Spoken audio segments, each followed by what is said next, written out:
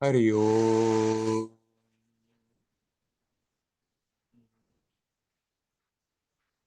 Hari Om.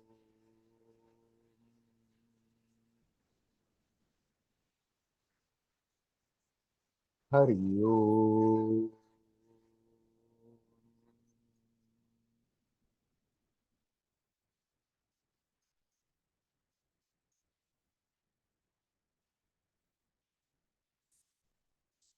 Hello, my friends.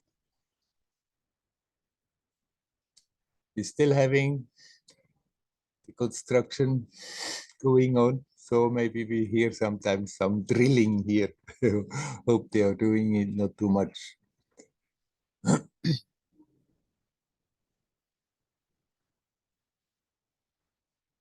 I've already gotten 3 questions, so I start straight away with those questions. First is Hazel from America. You have seen her also in the Satsang when she was in India.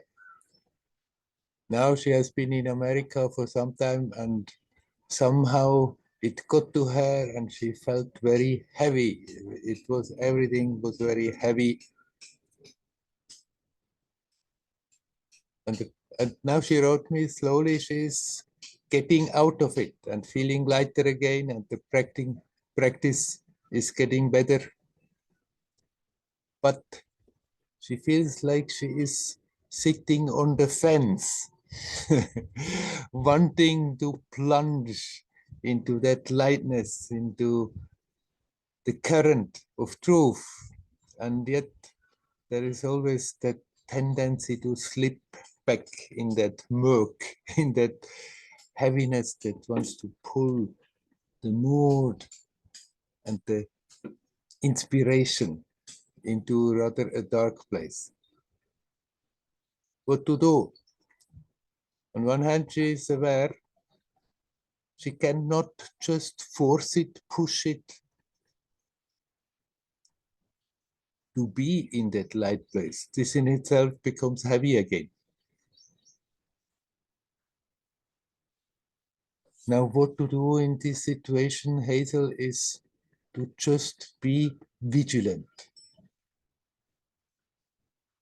When you feel it's coming, it wants to pull you, that you consciously open up to light, the lightness, truth, the essence. It is there in you, that yearning, sincere yearning for real, for the real, for truth. Just bring the attention back to that. You cannot, as you said, you cannot force yourself then to stay there and go deeper into it, but you can be vigilant, and whenever the pull comes to sort of slip into that heaviness, into listlessness, then just objectify it. See, it's coming, but don't go along with it. Consciously, at that moment, just turn the attention back to yourself. Center, breathe, relax.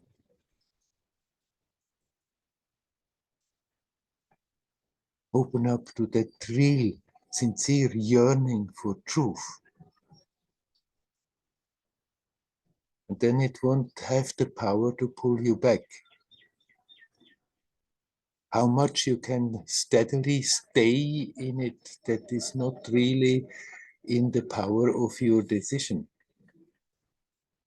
But whenever you become aware the pull goes in the other direction, there you can actually do something about it, to stop it and turn and look in the right direction. In that way, we're making ourselves available. And then it's also like, if we do that, it's like the good forces of the universe will come and help you and pull you and push you and carry you. Don't be afraid. Fear is also helping the negative force. Fear is helping us to, well, it's a bad help, but it's pushing us rather in the opposite direction, because through fear we are losing our energy. Believe in your own strength. And it's not very difficult. Just be alert. And the sooner you recognize it, the easier it's to deal with it. If we are not alert, we become aware that we are, again, completely diving into that heaviness, into that feeling, what's the use, why should I do something? When we are already there, fully pulled into that cloud. But if we are alert, then we can see it coming. The more we are alert, awake, the earlier we can detect it and the easier it's to deal with it. But even if it happens that we find ourselves again, whoa, downcast, heavy, feeling I can't, anyhow, it's not going anywhere, there you just remember, come on, this is just that dark force that is pulling you. It's not you. It's maybe an aspect that has been in the personality from the conditioning, from growing up, but there is something so much stronger there. And you can, even if it gets you, see it, objectify it, see what it is doing to your experience, and just don't get the emotions really flowing in that direction, but simply return the attention to the present, to now center, and breathe and relax and open to the light, and already you start to emerge from it.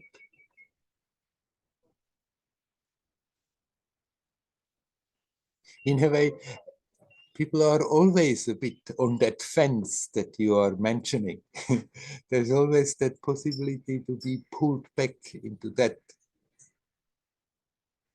And every moment we have that possibility, we have that choice in which direction we are turning. We may not have a choice about how the circumstances are developing. We can just put our creative input into it, but there are so many other influences.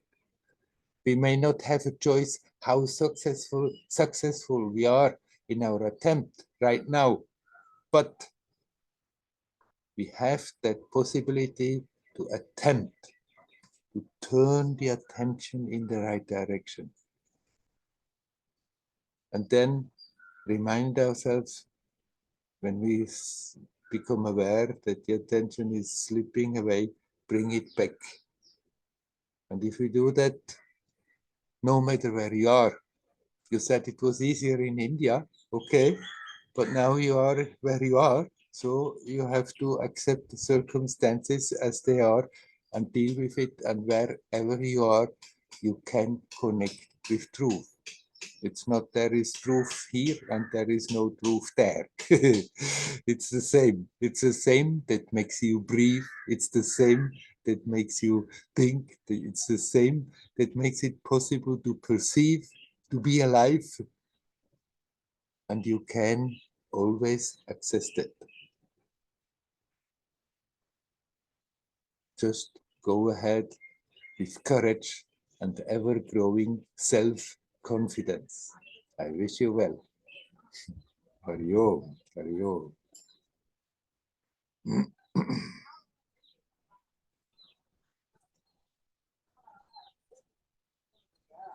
And then there is a question from Mariam. She said she may not be able to attend herself. So she wrote me.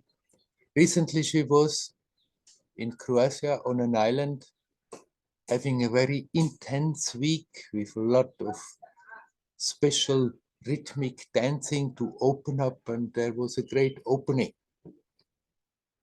of feeling connected with life, with the essence, with all the manifestation. And now she's back in Vienna, immersed in her professional life, seeing a lot of negativity in her profession as a psychiatrist. And she asked, how can I be open, feel open and so connected, and then deal with the negative energies, with the negative influences?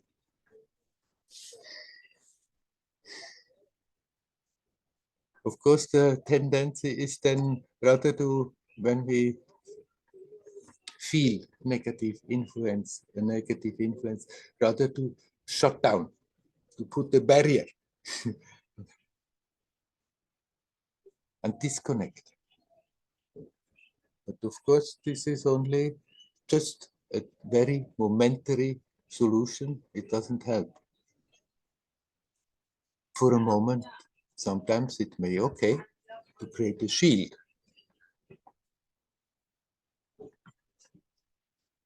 But the more important thing is what you mentioned already in what you wrote. Yes, connect with your own strength. Connect with your own divinity. And then you need not be tense about negative influences. You connect and relax. And what is happening when you do that, you become more and more transparent. The influences still will come, but they just go through you and they don't harm you. When we start to fight with it, then it's like we are putting a wall there where they can really come and hurt you. When we get overwhelmed by them, then of course they can hurt. But if we recognize there is a negative energetic influence that has the tendency to turn the mood into darkness, we don't have to try to cut off that sense of being connected. By all means, keep that open as good as you can. We are, anyhow, connected always with everything. But don't fear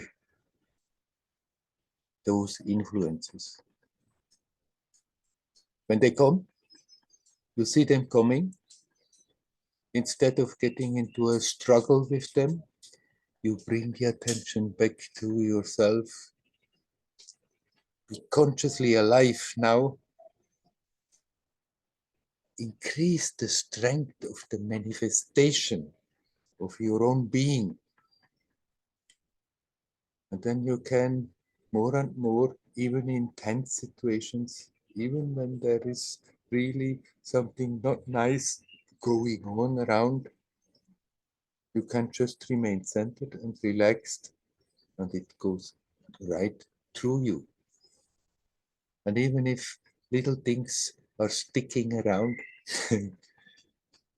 after that, when you are alone, you just continue holding on to your own essence and strengthen that awareness and strengthen that manifestation.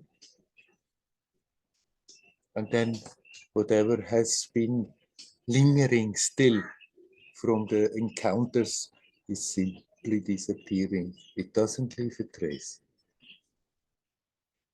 So the main way to deal with it is not so much to fight with that and try to shield it for a little moment, maybe all right, but then center. Be here, consciously conscious.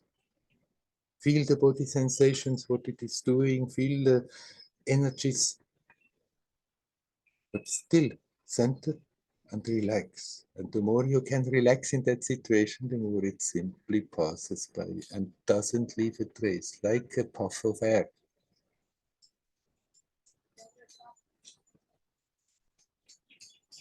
In that way, we're becoming stronger and stronger. But still, it's good.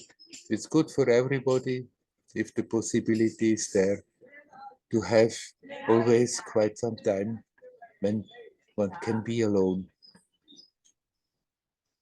and breathe relaxedly. And if there is still some impurities lingering in the system, then they can just naturally disappear again.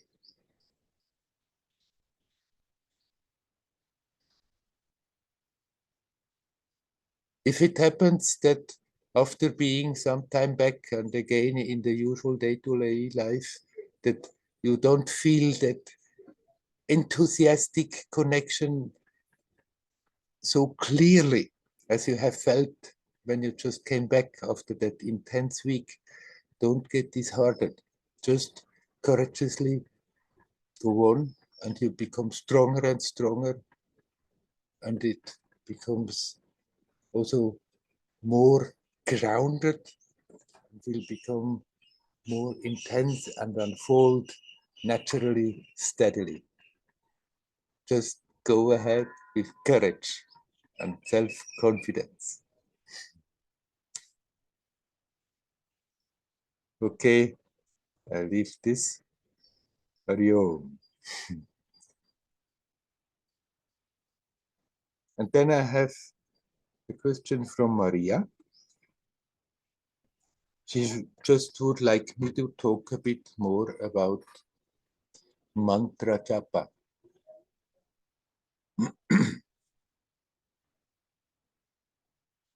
Mantra can be a verse, can be a word, can be a whole page in a book, one mantra.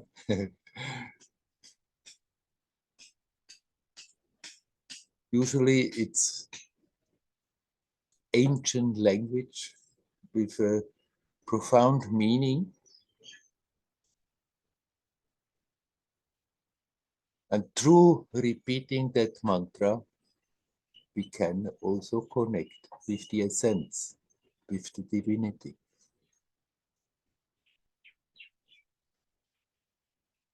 For Indian people, this is quite something that is there in their culture, so it's not difficult to accept this. For Westerners, in the beginning, usually this is rather a bit difficult to swallow, thinking that just repeating some sounds, some words, some verses over and over can do really something good. So it's only really for people who have an affinity to do so.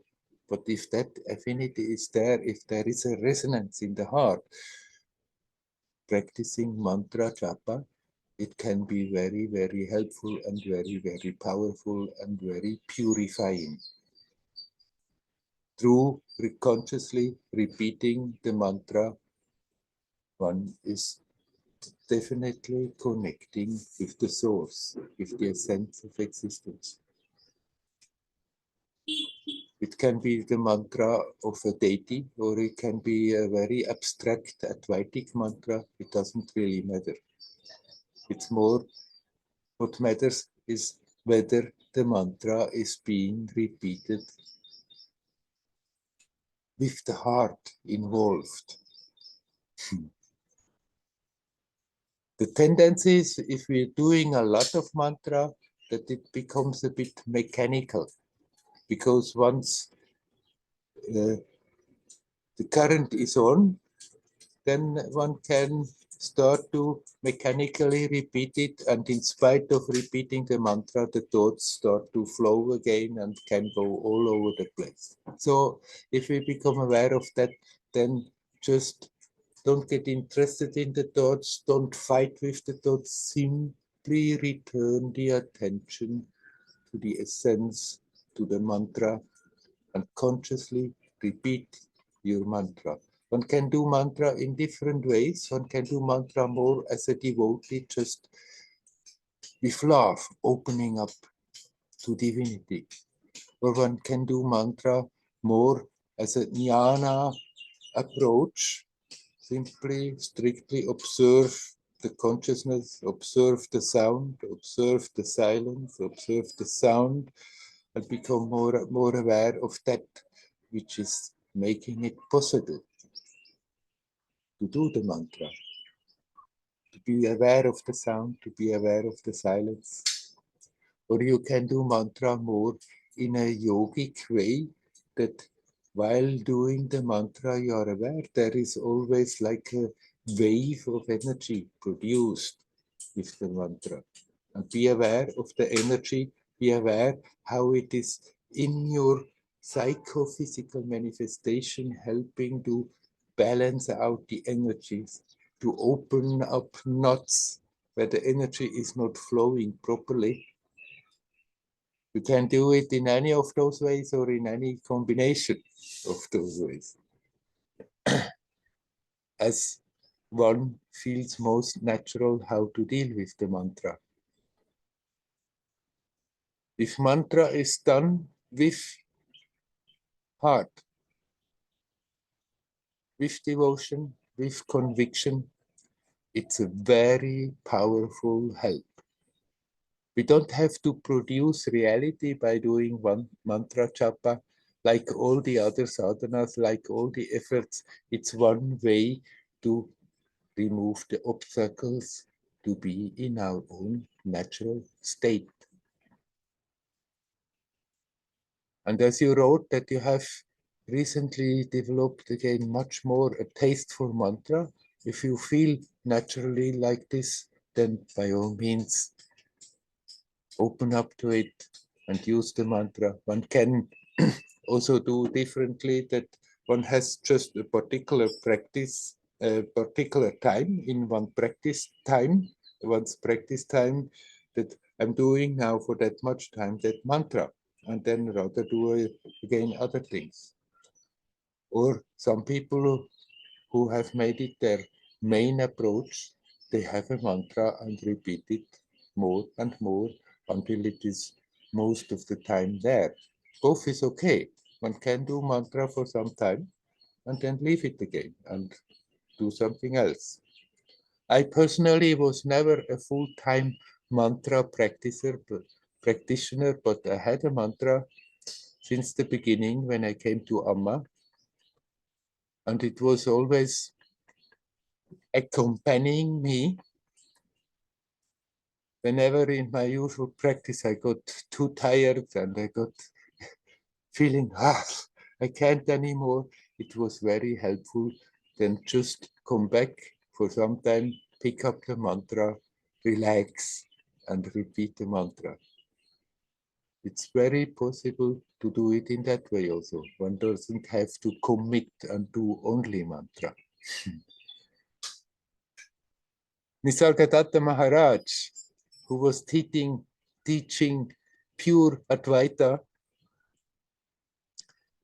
at the very end of his life, he was more talking also about connecting with energy, and he was also sometimes talking about mantras. He himself, at the beginning, when he met his guru, was initiated in a mantra from that Siddha tradition, where his guru came from.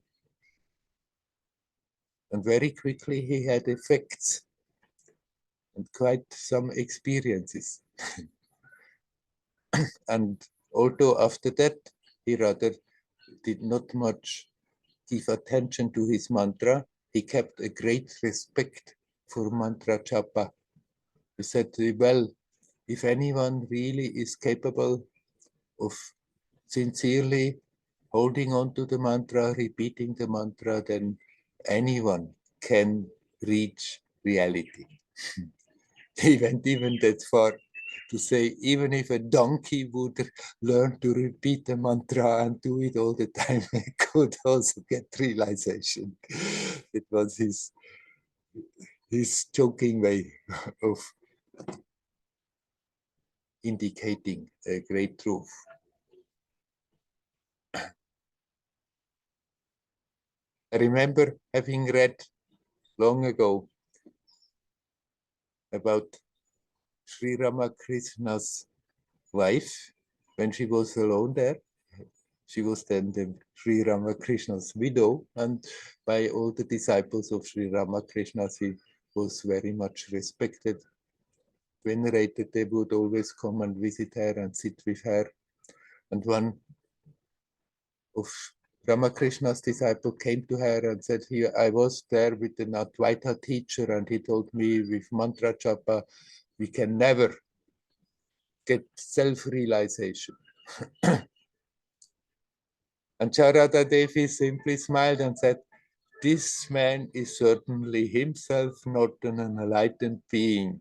Otherwise, he would know that in the Indian tradition, so many great Mahatmas, they did just that. They just had their mantra, repeated their mantra, and their whole sadhana kept on being repeating their mantra, and they went all the way to full self-realization."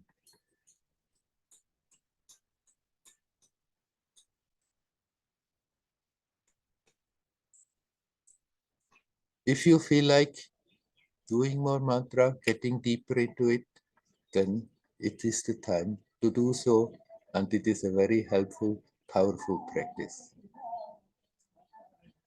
Okay, I dropped this also. Hari Om.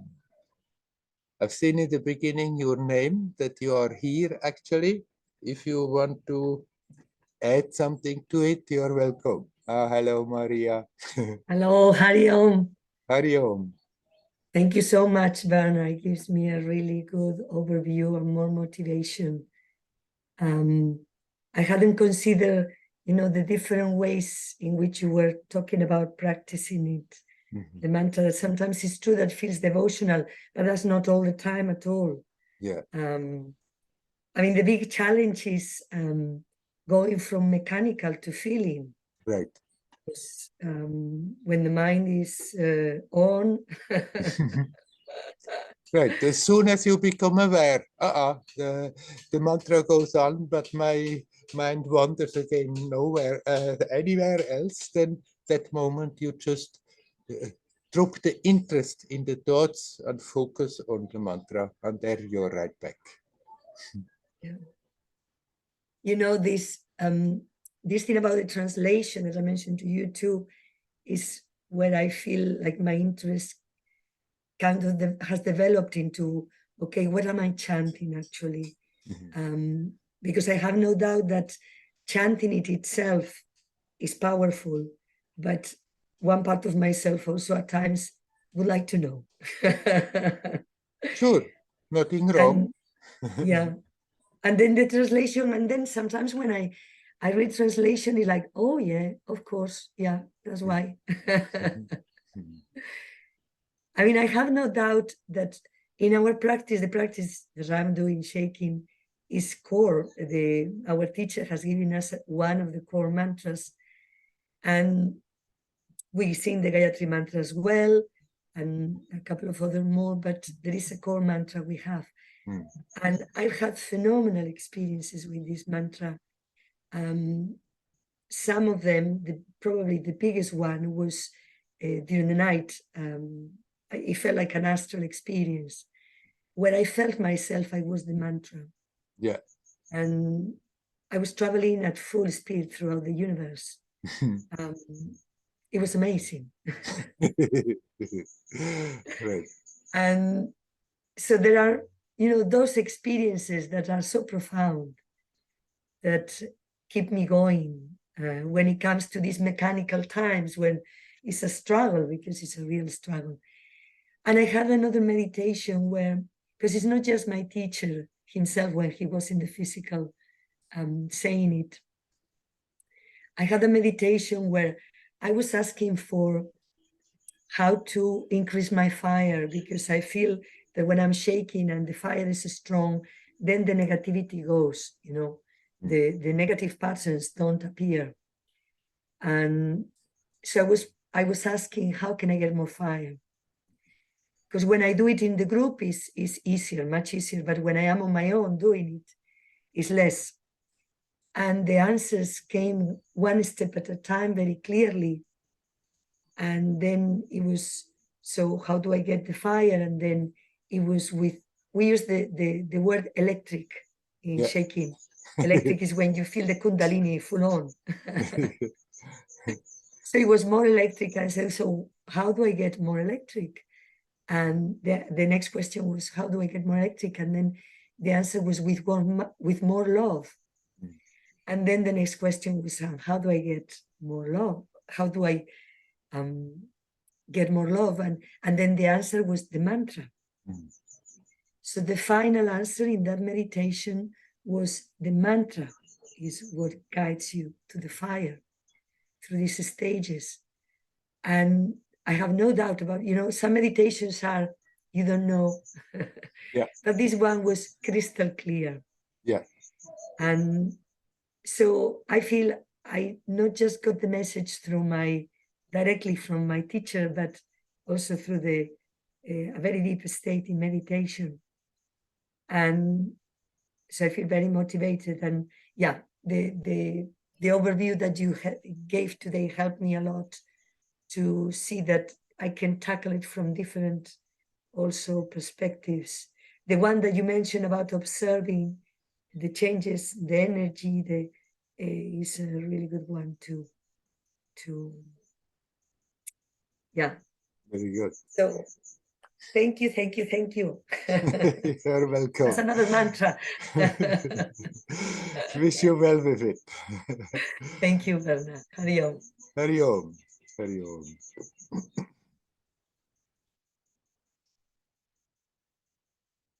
Okay. Is there anybody else who would like to talk?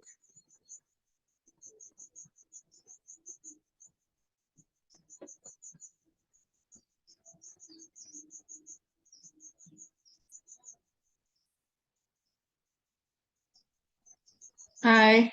Hello, Leora. Hi. Very interesting what you spoke now with Maria.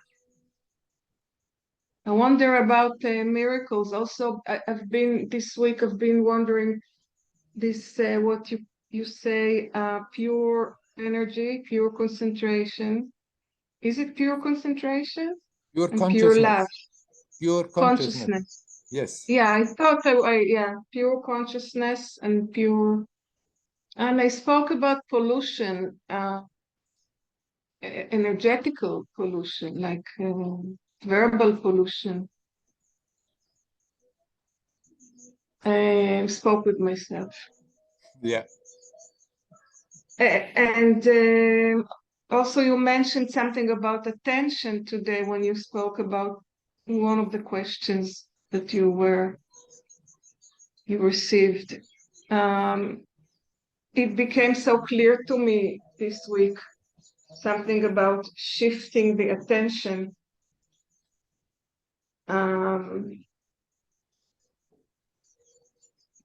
So I wonder, is it shifting the attention or is it just like, again, connecting? So, and then I was wondering if it's like, do I actually shift the attention? Let's say the mind is shooting. Yeah. And then, okay, so shifting the attention, actually what I felt was that I was concentrating, I was connecting, but I'm not sure what was I shifting the attention to. Or it's more shifting the attention from the thoughts, from whatever was disturbing. Mhm. And I just want to tell briefly to what I call miracles. With my sister, the relationship is so difficult, and I can say that not many months ago I decided enough is enough. But we are very, very alike in many ways and very, very connected, very connected. There used to be big love with, and yeah, so, but very disturbed and yeah. And now, all of a sudden, last 3 weeks or so, there was a miracle. And we talk on the phone like we used to many years ago. Yeah. Ages. And another miracle is something about the dog, what's going on with the dog, when I realized that somehow it's all connected from me. Also what I started with. When I realized there is no way I give the dog to this institution or whatever you call them, you pay them a lot of money. I don't know how it is in other countries. You pay them a lot of money. And they try to give it away. Maybe somebody will come to adopt the dog, and after a very short time, they put them to sleep. And I was shocked. It was a traumatic information for me. And I just decided that no matter what happens with the dog, this is not going to happen. So I went to my neighbor, to my landlord, with my tissue and tears in my eyes. I called him before, I asked him if I could come, and I just told him, listen, we have to change the whole discourse about this issue.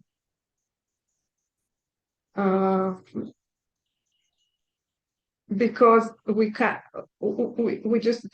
do it. We just don't give the dog away to this institution. So what happens? Yeah, I'll make it short. So yes, please. You are having yeah. the tendency to go on and on and on. Come to the essence, please.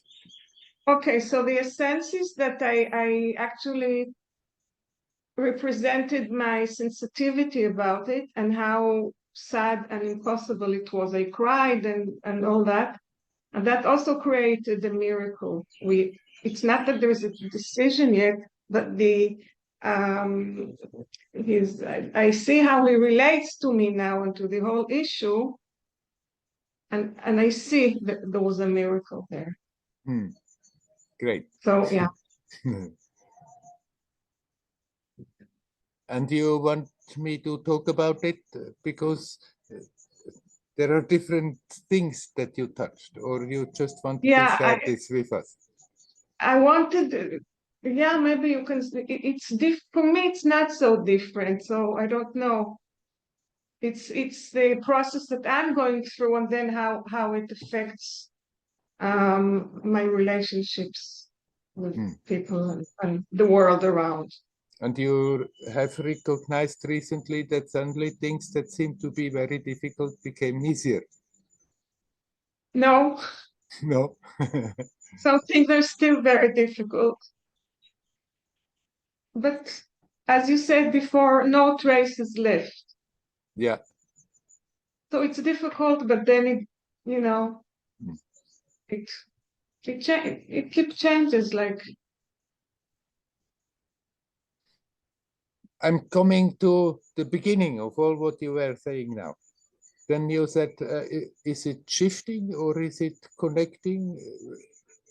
The shifting to the attention is nothing else but consciously connecting. So when there is a confrontation, when there is a difficult situation, instead of getting all worked up about it and putting up shields, the best way to deal with it is exactly what you said. Then you just shift your attention.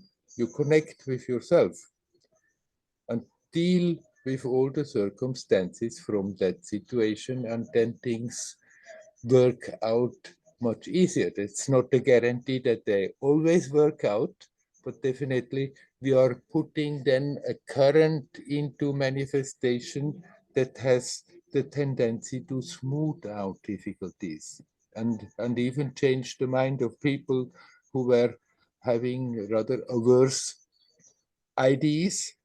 And then if you say new things not from an angry emotional state, but simply as a matter of fact, from a state where you are connected with yourself, with the essence, then there is a power in it that has the tendency to open the eyes to another view of people much stronger. That is true. And so maybe this has happened with your house owner, and maybe this is happening more also in the communication with your sister. Yeah. Yeah, so it's a miracle, it's a magic. It's magic, right? It's magic, maybe not miracle, but it feels like magic. Yeah, yeah. It's a strong experience, very intense. This whole thing is a magic show. And the more you Okay. are, and the more you are connected, the more somehow your just being there has an impact on this magic show, on this level. It's not even necessary to do much, just to be there. Like look at Ramana Maharshi. If you look what he did externally, he didn't do much in his life. He came here and he sat and sat and sat. Yeah. And Yeah. yet it's amazing that tremendous impact that he had simply by being there powerfully and becoming more and more powerful by simply being there consciously alive, doing nothing. That even now, 70 years after that he has left his body, is still there as a source of inspiration for people all over the world. So the magic works like this. The more you are connected, the more somehow something is radiating from you that is influencing the magic. It is a magic show, anyhow. Okay. Okay. Okay, Werner, you have answered beautifully. Shall we leave it like that? Yeah, as I can a bit, yeah, not concentrated so much about this, and you answered beautifully. Thank you. Hario, Hario, And you, Hario. Is there anybody else who would like to say something?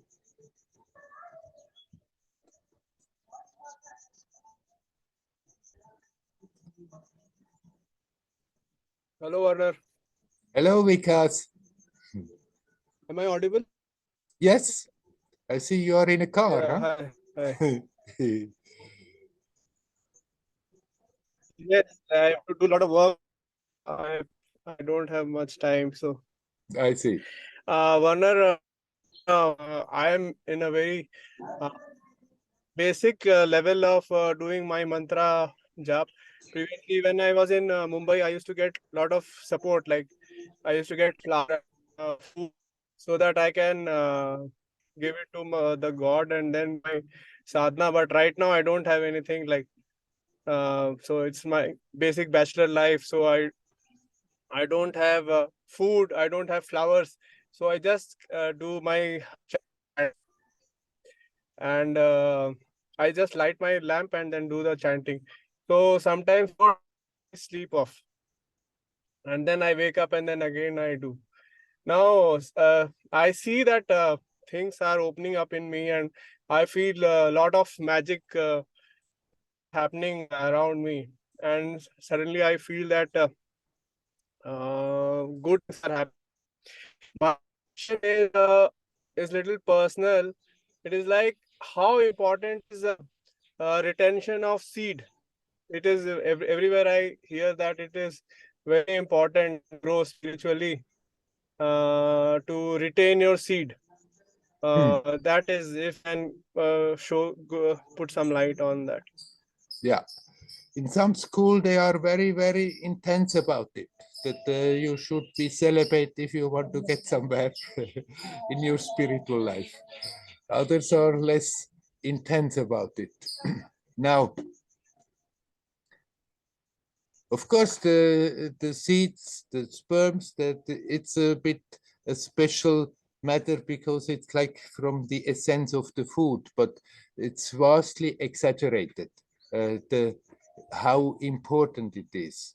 Even if the seed go in your next meals, whatever you lost comes back in.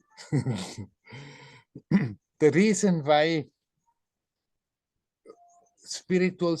many spiritual schools insist that rather be celibate or then be very containing is that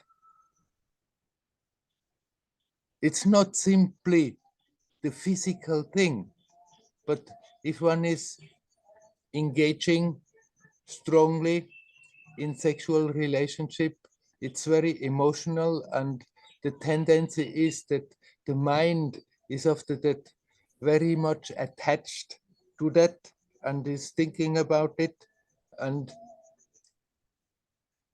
often then out of the strong emotions conflicts come and there's a whole red tail. Usually it's not such a smooth thing. It's usually okay, there is the attraction, there is the sexuality, but there is always also the other side with a lot of difficulties and problems, and so one can get so totally absorbed into this and forget about the essence. So now you are a married man, and it's certainly not that you should try to be a celibate. Maybe you can not be too exhaustive about it, but it's more important that you do whatever you do consciously and learn to connect with yourself, whatever you are busy with, and then detach from the details, from the grosser level in that way. It's not that you are losing something, in contrary, you become more and more fulfilled and expansive by rather learning detach more and more from the physical, energetic, emotional. But if you have a moderate sexual life, don't think that this is that is preventing you from any spiritual attainment. There are many masters, they were never celibates and still they went the whole way. In Bombay, there was Nisargadatta Maharaj. Right, He was right. always living in the family, and he was never an ascetic. He was very intense with whatever he did, but he was living his family life. In spite of that, he became the great teacher Nisargadatta Maharaj.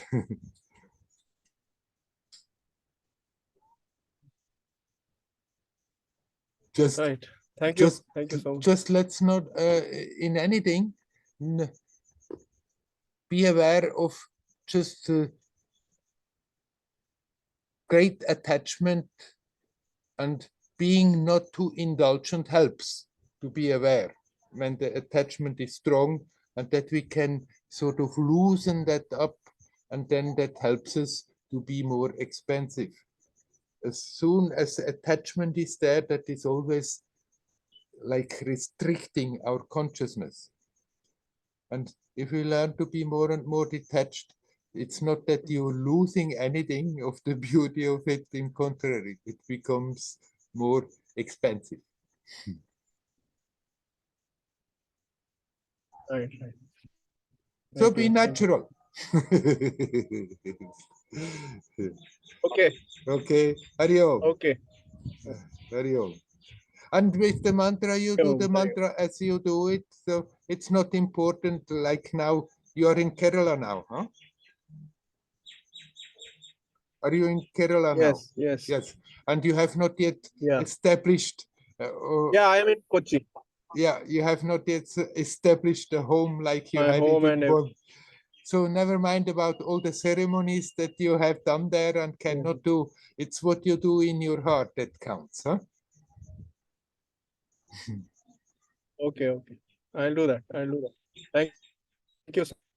Thank you so much. You're welcome. Hari Om. Hari Om. Hari Om. Hari Om.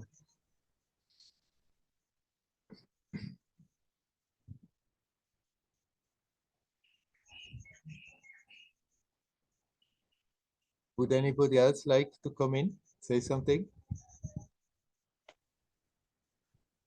Hi.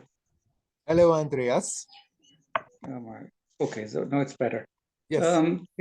Can you say something about the connection between sexuality and energy, please?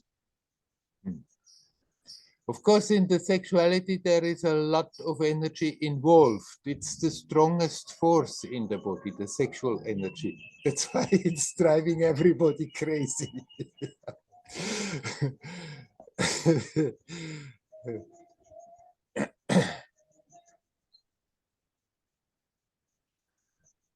And if one is dealing with that sexual force unwisely, then of course one can puff out a lot of energy into space.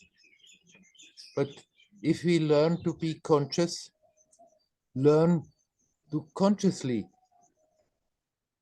deal with that energy and also start to redirect it and transform it, then actually this is a great force that is very helpful in our spiritual development, in becoming more conscious and more alert and more vital and more healthy.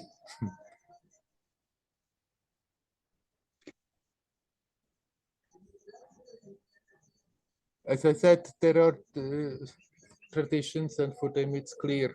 You have to be celibate, you have to be a monk, a nun. And it's certainly a way to go about it, but then it has to be dealt with, because people try to be celibate and then don't know how to deal with that energy, and it's building up, and eventually it's just driving them nuts. So if you are sort of not using the sexual energy in the usual way, one has to learn to somehow redirect it and transform it. Otherwise, it's getting unbearable. And I know people who desperately try to be celibates without knowing quite to do what with their sexuality. And it was getting too much, and they can get quite unbalanced doing so, or then coming to a point that they throw everything away and just do again the opposite. Somehow that energy is simply there. It's part of the human manifestation. We cannot deny it. It's part of the mammals. I see how the other animals are reacting and being crazy when that energy comes. And it's of course an expression of truth, of the self. Everything is an expression of that. But then if you are totally identified with the body and just go after sexuality and are just somehow uh, wanting a momentary sense gratification, then through that identification, we are getting even more rooted on this, being tied to this material level.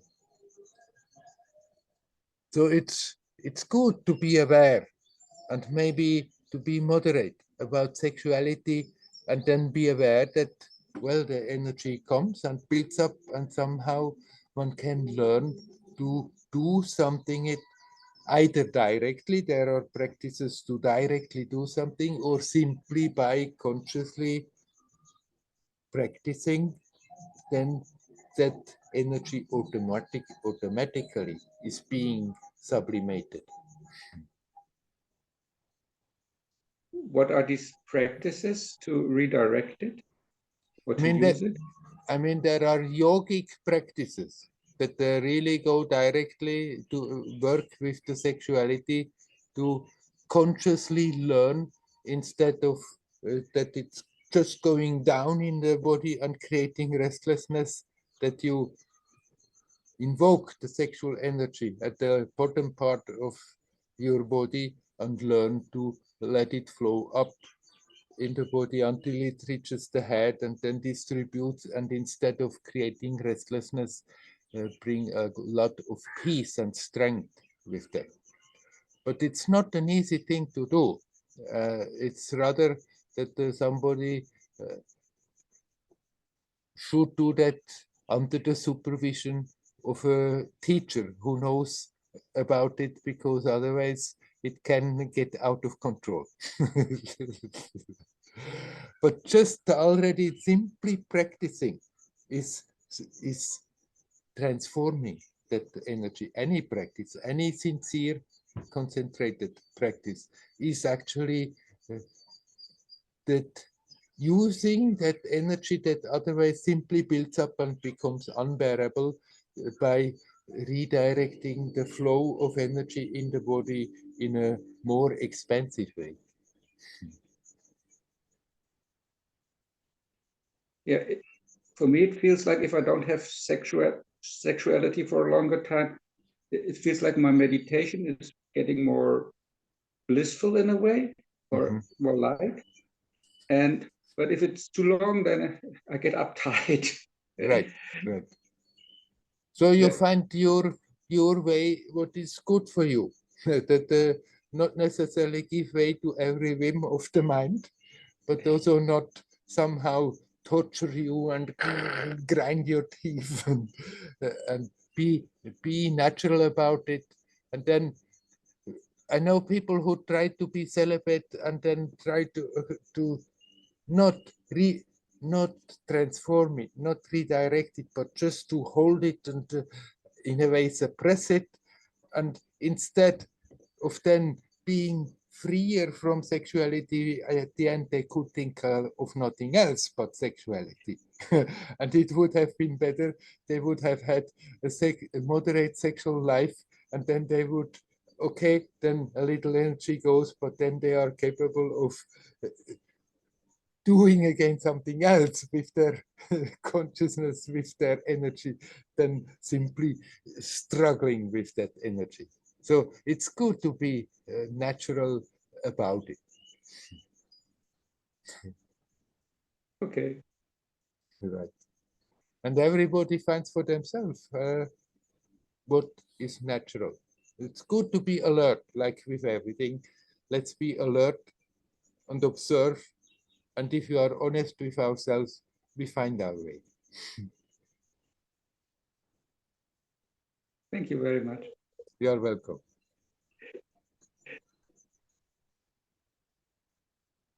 Is there anybody else who would like to come in?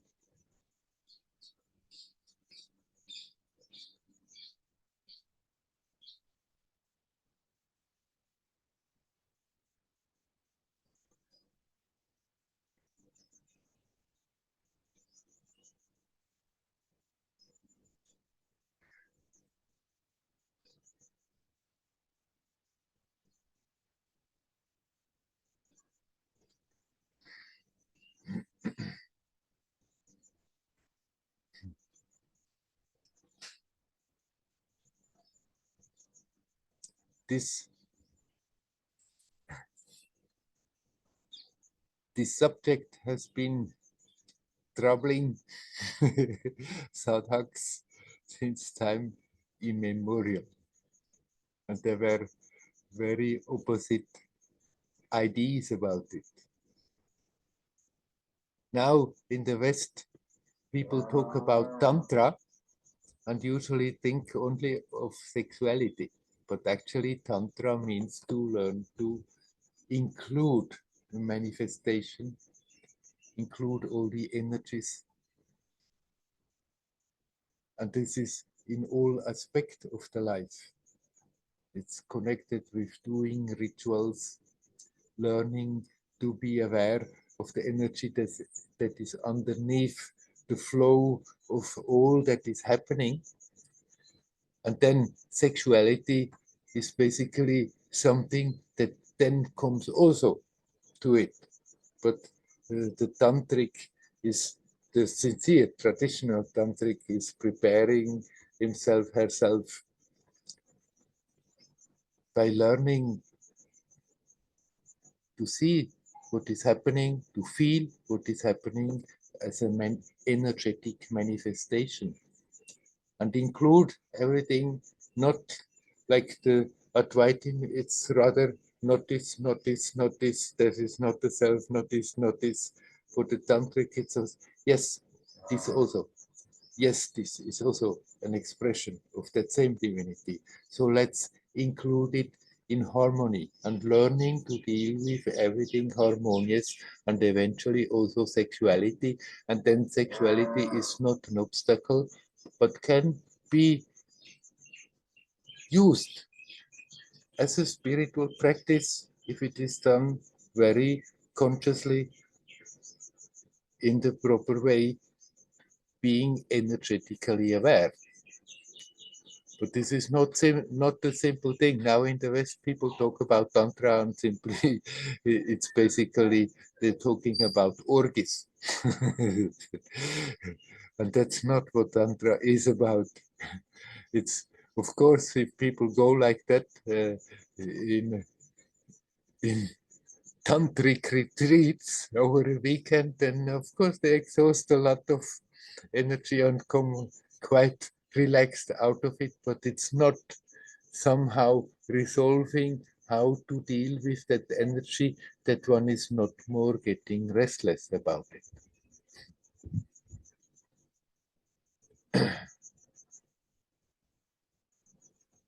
Tantra means including everything in such a way that everything becomes harmonious, and then it's not driving people restless, no matter whether it's sexuality or money matters, family matters, professional matters, or then the spiritual practice. That one, the Tantrika learns to harmoniously include everything in the life and sees it as a play of the same divinity, as a play, as an expression of the same self. Those who go the way of detaching, living rather an ascetic life and try to be celibate, it's good that they have a guidance how to deal with it that can help them, when, because it's not possible to just cut. Sexuality is like trying to stop a river. It will just build up and overflow in all directions. So there are very few who would be capable out of by themselves to be celibates and then turn it into something expansive and constructive. It's possible, but it's better that the one who tries to do so has also a guidance. It need not be a tantric teacher who teaches practices to transform that energy directly, but just has a guidance who helps them to deal with all that comes along with it, that it can be smoothed out and balanced out and harmonized with practice. As a rule of thumb, for most of the people, just be natural about it. Don't be overindulging and don't be over restraining, and then it's suddenly not such a big deal, like the whole world makes out of it. Okay, I'm asking again. Is there anyone who would like to talk? Hello? Hi. Hello, Mariam. Hi, Werner. On Yeah, I the joined. station, huh? Yeah, I'm waiting for the next train, so I couldn't be from the beginning with you, but now I'm here. Hello. So, yeah, I heard already you asked also the first question of me, and now I have another one concerning what you were talking about now. Yeah. I really appreciate how you were talking about Tantra, because for me it was not so clear like it is now after hearing you what it is the meaning of it, actually, because as you said, it's often connected with the sexuality. And I thought always, but I don't know, for me it didn't feel true. So now you are talking that it's about including all ways or all divinity, kind of all aspects or Yes, forms of divinity into your practice or like your life, right? yes, right. Okay. And then we were talking about sexuality and being on the one hand either ascetic, you said, or like indulging into. Right. So, and then I in this context, I think about, because it's in the last weeks, I had so many encounters with people who bring the topic of being polyamorous to me, like, and also in a spiritual context, you know, Yeah, when they're talking about it, it's like something like the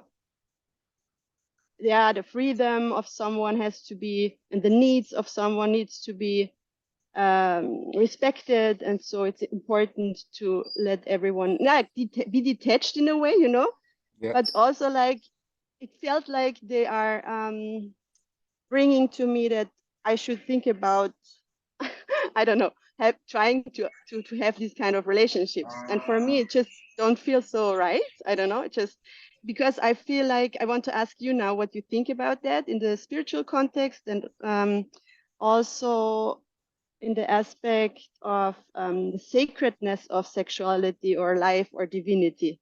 Could you say something about that? Because I'm, yeah, interested. What is your idea about this? right. I mean, right now in the world, it's something totally crazy is happening about sexuality. They are they are bringing pornography into the schools for the children. I mean, imagine the trying to sexualize waking sexuality in children already, instead of letting them naturally grow up in their childhood. And so everybody shouts about respecting and freedom and blah blah blah. Human rights. But not understanding that instead of becoming more expensive and integrating that and being detached, just making the whole story more disharmonious. Instead of that, this is an aspect of life that is harmoniously integrated, it's now completely in a sick way pushed to and shouted out to be free and one's needs and blah blah blah. It's what is going on right now about the subject is totally nuts. And yes, you mentioned the sacredness of sexuality.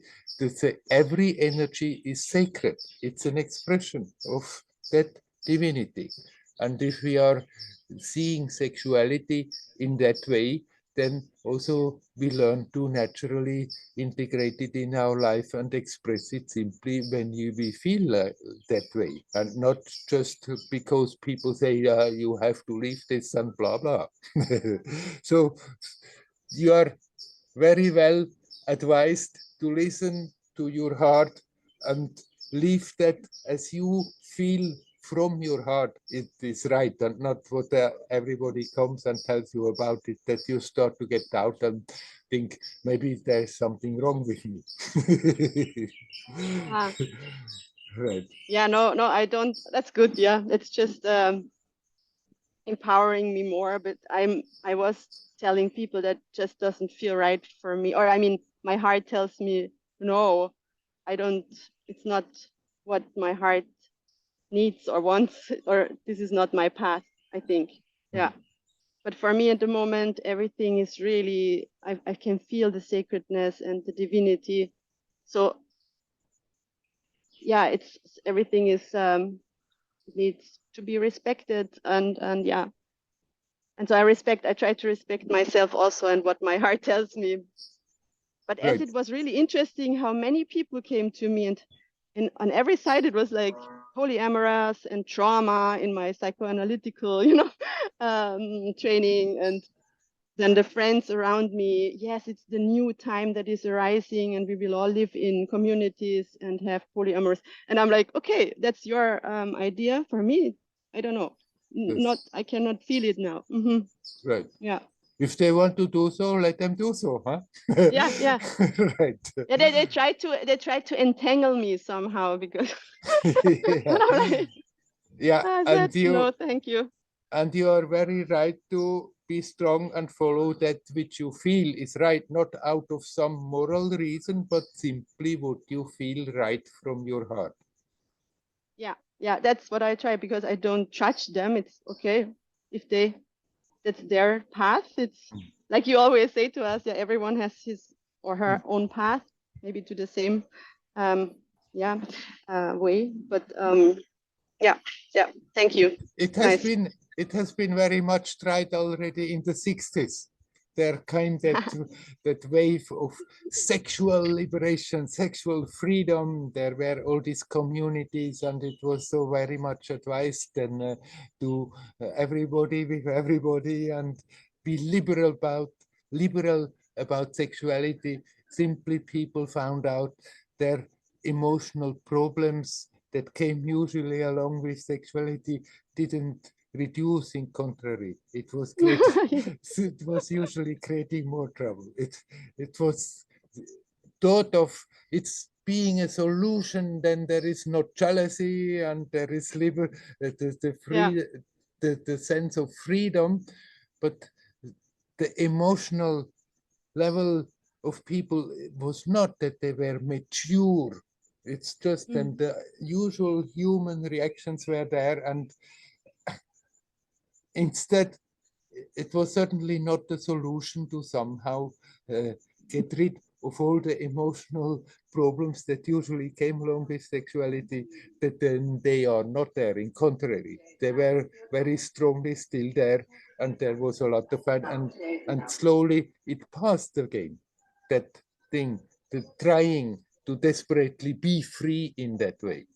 But now it's being pushed from a certain side, and all kinds of crazy stuff that comes along with it. And if people want to go for that, let them go. But it's good, even if they think you're old-fashioned, then that you just be honest with yourself and then let them talk whatever they like to talk. Huh? Yeah, thank you so much, Werner. Nice. Very good. Okay. Hari Om. Hariom. Hari Om. Hari Om.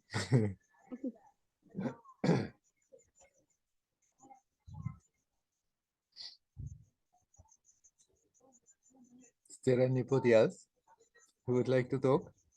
You're welcome.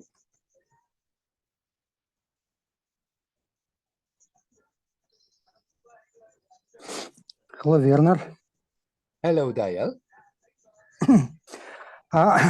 I want to talk to you about Chagyam Trungpa. You know this Tibetan teacher, he was in America in the 70s. Yes. Yes, and I have his books, and I very respect him because he was explaining Buddhism very simple way, and I understand him very much. And recently I share his books in the group of Vipassana, something about reincarnation, something about how we developing. But then I decided, again, I was inspired by these books, but then I decided, why don't I look about his life? And I find many interesting things which I even not suspect. Yes, he was, when he come to England, he got married on 16 years girl, and then he often was drunk, and still he continue leading meditations. And after his life, there's many centers continue working under his name, but he was dying 47 because drinking too much. Yeah. So I just was really not expecting this situation. What can you tell about this? He was just fell down from spiritual way, or he was kind of strange man and sharing for hippie, and they could understand him this way. So what is your opinion? Yeah, yeah. Well, I'm not going now to stand in judgment about what he was, what level he was. That somehow doesn't fit into that satsang to do that for anyone. Anyhow, he certainly did a lot, tremendous amount of practice before he came to the West, and he got established in a certain state, without a doubt. Now, whether he was able to hold that after that in his lifestyle in the West, that some people think he has fallen, some people think he was beyond that and it didn't affect him. I'm not going to stand in judgment and pronounce this happened or that happened. Now, if some people, in spite of how he behaved, still could open up and get his teaching, they still could get inspired by him a lot. I know that people have been inspired by him a lot. I know other people who knew how he behaved and what he did. Then they said, of course, I can't take this guy serious. And so everybody has to decide for themselves if they still can feel that he was an expression of divinity that helped people with his teaching to get closer to that, then if that faith is there, they still can get inspired by his teaching. So obviously you got inspired by his teaching. I didn't know that you knew about him. But you were inspired by his teaching without knowing about his life. And then now when you know about his life, you are a bit surprised. Yes, he was one of those totally controversial figures that were there. And as I said, some people think then when he put down his lama robes and got involved with all kinds of things, sexually and with alcohol, then he fell down. And so others think, no, he just played another role, but he was established and was still a channel of that old traditional Tibetan wisdom in his own style. And I think many people still got inspired by him. So he kept on doing a good job, whatever else he did. But if somebody hears how he has been living, what he has been doing, and feels, no, I cannot listen to that teacher and take him serious, I can understand. And then it's better for them to just decide, okay, this is not my cup of tea, and leave it, and then not wreck their brain. Was he now fallen? Was he now this? Was he now that? Then it's just not for me. If you can see how he lived and still feel inspired, then by all means still can draw inspiration from his teaching, for he had a very profound practice and background. Yes, I can say I understand his language, because many books of Buddhism I find very complicated. Yeah. And he was talking in the normal, simple way. It's Yes. very, very meaningful for me. Yes, I will still continue respect him, but so I didn't know. Okay. And I want to share to you, I and Nelly, we decided to go to Tiruvannamalai this season. So we will meet you after a few months. I see. So very happy. After 3 years without India, we are very happily expecting it. To See come you back. soon. Yeah, that's nice. See you soon. Okay, Hari Om. Hari Om, Werner.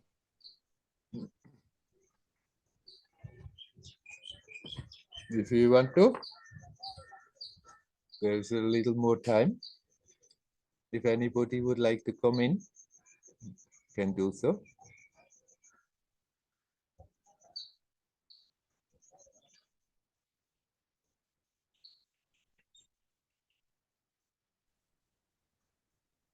Hi, Werner. Hello, Victor. How are you? Yeah, I am. Good.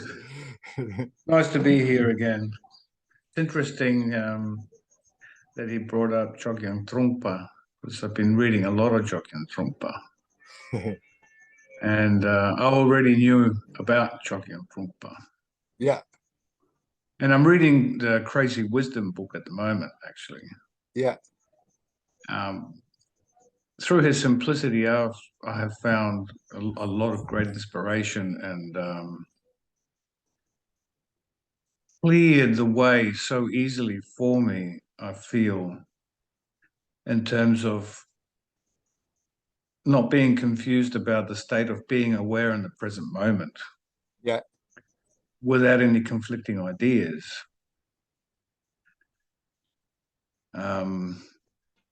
About feeling, it just made it easy for me to feel that I don't feel that important or that it's a great thing to just be in the present moment and be aware of the present moment and remove the sense of feeling special about being in that place, yes, you know? yeah, And I found a kind of normality and it's flowing through into my meditation practice now that I'm just able to sit there and just be in that space without any intention of getting absolutely anything out of it rather than just being there and just seeing what happens and being in that flow. And for the last 6 months, and I've been meditating a lot, I'm happy to say in a way that absolutely nothing has happened. And I feel comfortable about that. And I feel quite positive about meditating in that way where nothing is actually happening. Now, I don't know what you have to say about that. I guess that's my question. But from my previous experiences of trying to meditate, now I'm not trying to meditate. And so it becomes easy to just be in that space. And in my experience, it's almost like, with the outgoing of the breath, if any thought comes in, they just go with the breath. And then you just in that quiet space. So what do you have to say about having all of these great meditation practices where absolutely nothing happens? And I feel very happy about that, actually, because it's removed any sense of expectation or that I'm actually achieving anything. And I feel really good about that. What do you have to say about that, that angle that I'm talking about? right. Yeah, it's good because generally there is always the expectations. I'm doing my meditation and then something should happen. I should have a nice blissful experience. I should gradually lift higher up. Basically, meditation is just be consciously conscious here now, and then wait and see what happens. Yes. So if sometimes not much happens. Yeah, still subtly something does happen. If that alertness is there, if you are consciously in the present, and then not in the conscious experience, no big things are happening, but you are not getting drowsy in that nothing happening, but alert and awake. And you said you are aware of your thoughts. It's not that you start to dream away and the whole time, but you're here now. Then actually subtly something keeps on sort of preparing and happening all the time. So by all means, continue like this. You don't have to make yourself restless that something more should happen. Yeah. No. Well, actually, no. And it's probably years of practice. And now that I've practiced on a daily basis, that it's got me to the place where expectations just isn't there at all. But it's for me, it's only been because I've been practicing for a long time. because it just wasn't like that in the past. It was terrible. Yes, right. Yeah, good. Fine. Continue like this. Yes. Okay. Well, thank you, Werner. Hari Om. Hari Om, Hari Om.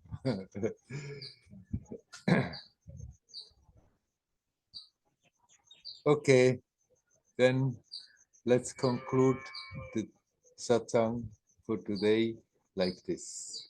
We've covered quite something and gone a bit in unusual direction, but that's fine.